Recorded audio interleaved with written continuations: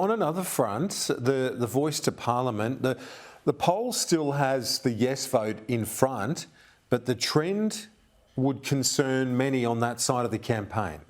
The trend is not the campaign's friend, Kieran. As if Joe Biden cancelling his trip wasn't enough for Anthony Albanese today, the Prime Minister copped a disappointing result in the Resolve poll in the Sydney Morning Herald and The Age, with support for the Indigenous Voice to Parliament dropping from 58% to 53% in 1 month.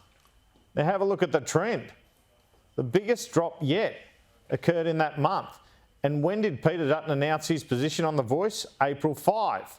So between then and now, and following a budget which is fair to say has underwhelmed Middle Australia, there's been a big drop in support for The Voice.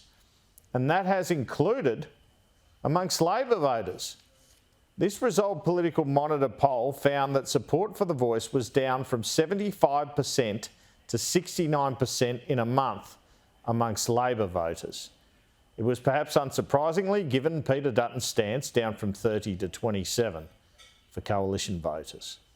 The former Shadow Indigenous Affairs Minister Julian Lisa joins Kieran later in the program. He has put out a statement today in the wake of this poll calling on the PM to alter the Voice proposal to give it more chance of succeeding.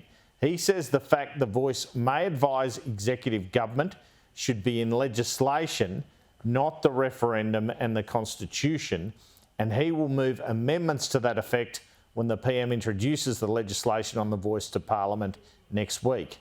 Julian Lisa says he still intends to vote yes.